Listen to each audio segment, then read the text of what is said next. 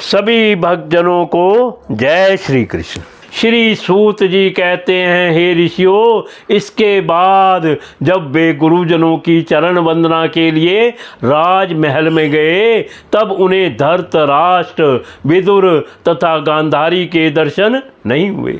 युधिष्ठिर ने उन्मत्त होकर वहीं बैठे हुए संजय से पूछा, संजय, मेरे वे वृद्ध और नेत्रहीन पिता धृतराष्ट्र कहाँ हैं? पुत्र शोक से पीड़ित दुखिया माता गांधारी और मेरे परम हितैषी चाचा विदुर जी कहाँ चले गए? ताऊ जी अपने पुत्रों और बंधु बांधवों के मारे जाने से दुखी थे।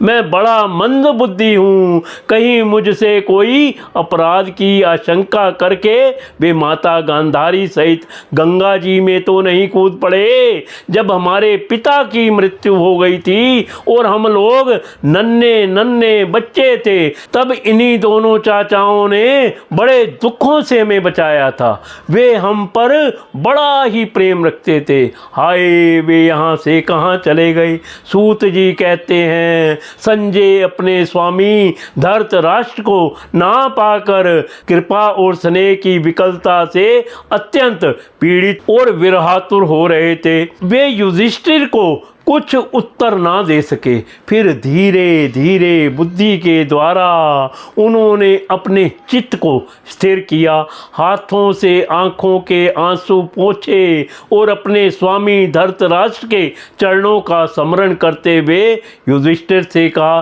संजय बोले, कुल नंदन, मुझे आपके दोनों चाचा और गांधारी के संकल्प का कुछ भी पता नहीं है। महाबाहो, मुझे तो उन महात्माओं ने ठग लिया। संजय इस प्रकार कह ही रहे थे कि तुम्बरु के साथ देव ऋषि नारद जी वहां आ पहुंचे।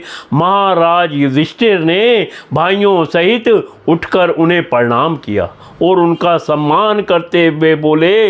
युधिष्ठिर ने कहा, भगवन, मुझे अपने दोनों चाचाओं का पता नहीं लग रहा है।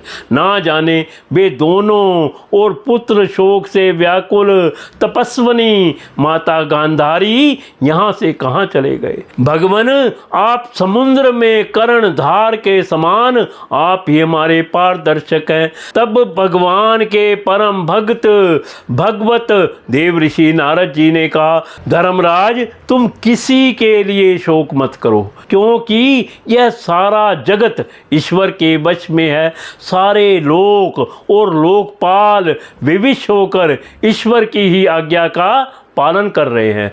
वही एक प्राणी को दूसरे से मिलाता है और वही उन्हें अलग करता है। जैसे बैल बड़ी रस्सी में बंधे हुए छोटी रस्सी से नथे रहकर अपने स्वामी का भार ढोते हैं, यथा गावो नासी प्रोसतु नन्या ब्रदा स्वामनी वृक्तायम नामामि ब्रह्मा ब्रह्मति बलिमिष्टु, उसी प्रकार मनुष्य भी वर्णाश्रमादि अनेक प्रकार के नामों से वेद रूप रस्सी में बंद कर ईश्वर की ही आज्ञा का अनुसरण करते हैं। जैसे संसार में खिलाड़ी की इच्छा से ही खिलौनों का संयोग और वियोग होता है, वैसे ही भगवान की इच्छा से ही मनुष्यों का मिलना बिछुड़ना होता है।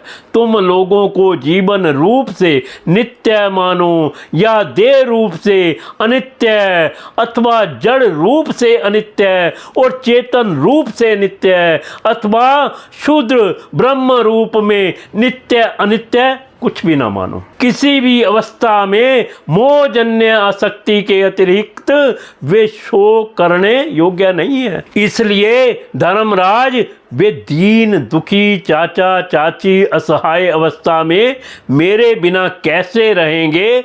इस अज्ञान जन्य मन की विकलता को छोड़ दो। यह 5 भौतिक शरीर काल कर्म और गुणों के वश में है। अजगर के मुंह में पड़े हुए पुरुष के समान यह पराधीन शरीर दूसरे की रक्षा ही क्या कर सकता है? हाथ वालों के बिना हाथ वाले, 4 पैर वाले पशुओं के बिना पैर वाले, तरण आदि और उनमें भी बड़े जीवों के छोटे जीव आहार हैं। इस प्रकार एक जीव दूसरे जीव के जीवन का कारण हो रहा है। इन समस्त रूपों में जीवों के बाहर और भीतर वही एक सम्यम प्रकाश भगवान जो संपूर्ण आत्माओं के आत्मा है, माया के द्वारा अनेकों प्रकार से प्रकट हो रहे हैं। तुम केवल उन्हीं को देखो।